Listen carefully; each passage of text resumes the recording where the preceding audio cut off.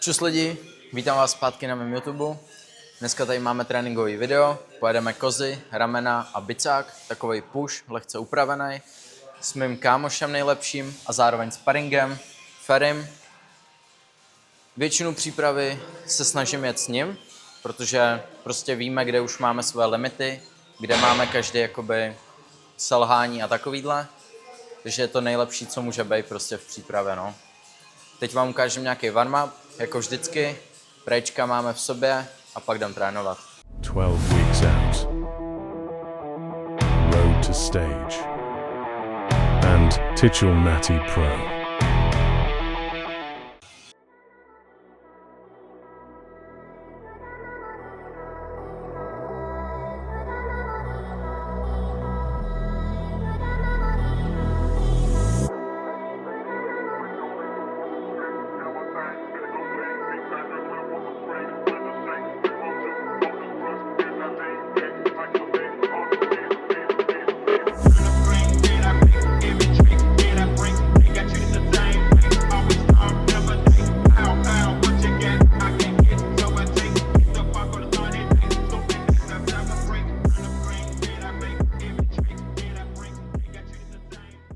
Tady máme upažování na ramena ve stoje, klasicky s jednoručkama, protože nepotřebujeme.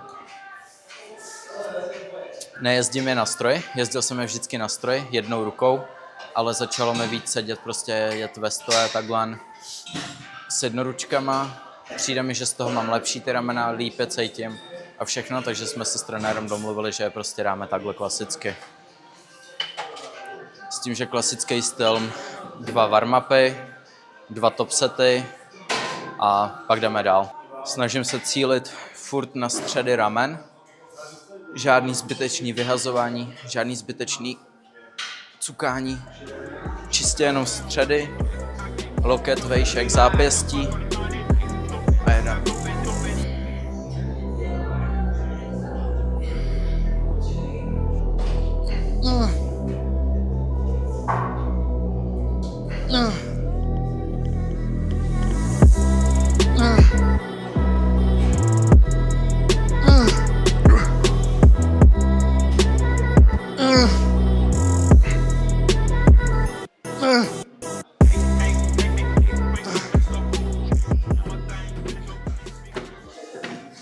Tady vlastně krásně můžete vidět, že i když to natáčíme tady pro vás na YouTube, tak já se ho stejně točím jak pro trenéra, tak i na svůj Instagram. Zároveň vidím krásně tu techniku, jak jsem to odjel, jestli jsem skutečně selhal, že jsem selhal, nebo jenom v hlavě jsem selhal. A vlastně i trenér mi potom napíše k tomu, co třeba má za dodatky, jestli třeba dát nohy víc na široko, jestli to víc procítit a takovýhle. Takže to, že v Česku to vlastně není moderní, tady se takhle natáčet u tréninku a takovýhle, je mi to jedno. Jdu závodit do Anglie, soustředím se na to, co dělají anglický a co po mně hlavně chce trenér.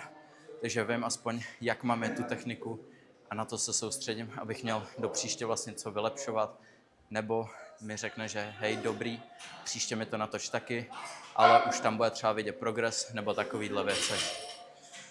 OK, máme tady další cvik, incline, Smith. Měl by být spíš níž, ale s trenérem, jelikož mám velký hrudník, tak se snažíme to dát vejš trošku, protože já se do toho nedokážu dostat. Míříme to hlavně na vršky prs, takže to mám takhle vejš. A je to.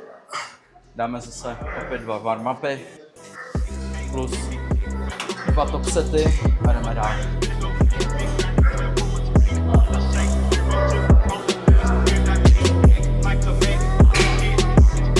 Pojď, lehkej kosu, pojď.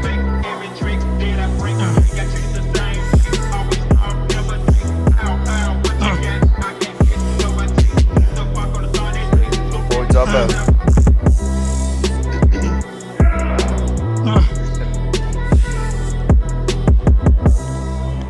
Pět, dělej, lehkej. 6, zaber. Pořád sám, dělej. Pojď. Zaber. Pojď ještě sám. Hop. Dělej. Pojď. Zaber. zrovna když točíme dneska, tak tady je Pepa Květoň s Tondou Moravcem, takže to je úžasný vlastně vedle nich cvičit. Přijdu si jak totální hovno, protože to jsou prostě oba dva obři a prostě ten testosteron tady jenom z nich saje. Máme tady incline na stroji, s tím, že vlastně tady máme jenom top set, takže dáme nějaký zase 1-2 warm-upy, s tím, že tam se snažíme co nejvíc vlastně do protažení a pak co nejvíc nahoru, aby jsme procítili ten sval. Už jak kluci tady zmínili, jedu tady strašně málo oproti nim dvou, ale mě jde o to, hlavně abych to cítil, aby to rostlo, ne abych tam ego liftoval, aby to vypadalo dobře tady pro vás na kameře. Je to tak, no. U něj to bude vypadat dobře na kameře, u mě to bude prostě cílený. Přece jenom vidíte ty rozdíly mezi náma.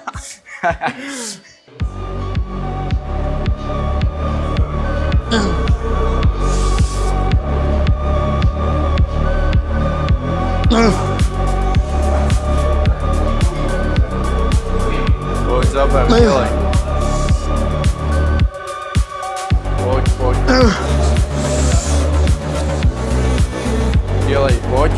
Zaber. Pojď. Ještě tam je, pojď sám. Zaber, pojď.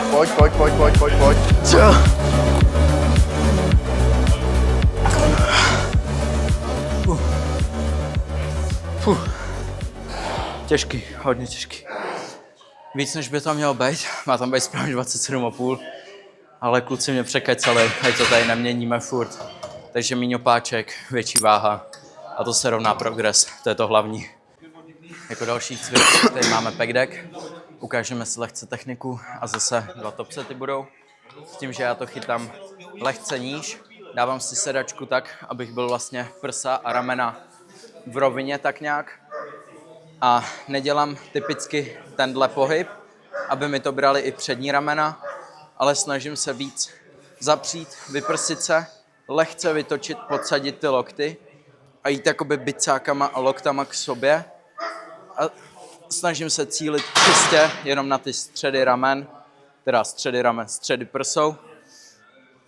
A díky tomu jsem i mnohem líp procítil ten hrudník a začal mi konečně růst po nějaký době. Hrudník byl jako moje slabina ještě před přípravou, takže aspoň se to zlepšilo díky tomuhle. A pro vás to může být taky dobrý tip, pokud máte slabý hrudník, tak tohle zařaďte a uvidíte, že vám poroste. Ok lidi, tady kameraman Erik mi poradil super trik. Tohle si dát za záda, nebo obyčejný foam roller by stačil.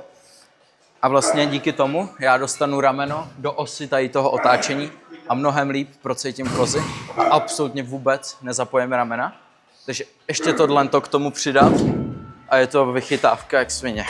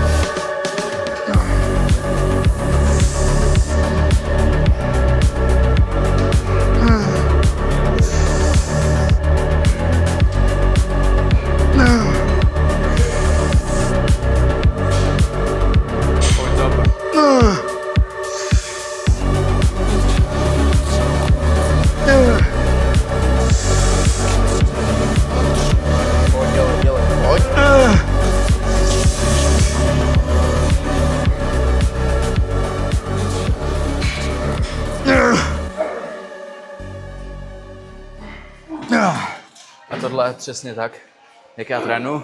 Pomůže mi s tím posledním, jenom lehou lince, abych já si ho sám dotáhnul. Žádný zbytečný 2-3 navíc. Nepomůže to ničemu. Selžu, pouštím. Pomaličku, ale prostě pouštím. Nepotřebuji další opakování. Máme tady další cvik na bicák, skotovku. Kluci už se mi znova vysmáli, že tady mám hrozně malou váhu, ale fakt jedu tu negativní fázi pomalou a snažím se co nejvíc, abych to cítil, aby to pálilo, protože, jak říkal jeden kulturista, není nikdy malá váha, jenom je moc rychlá negativní fáze. Já to už úplně ten poloples, jo?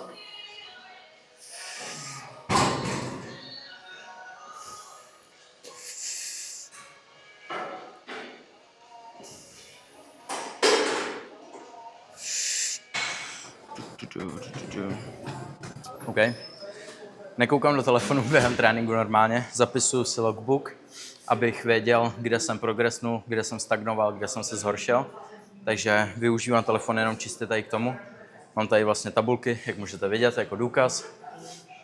A dáme si poslední cvik, kladiva, pak tam hodíme nějaký posing, ať vidíte aktuální formu. Vlastně tohle video vyjde, když to bude 12 týdnů do závodu. Teďko jsem aktuálně 13 týdnů do závodu, takže o týden později.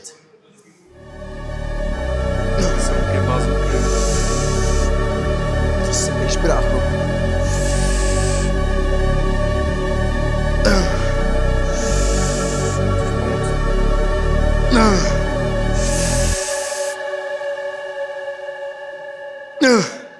Pojď zabe, dělej.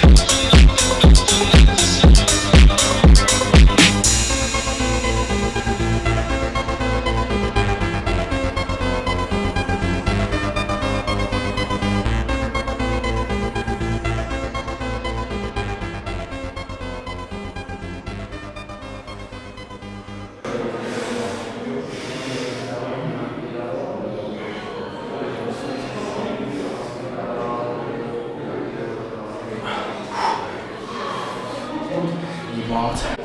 Já jsem byl jednoho dne. Teď budeš stejně na videu.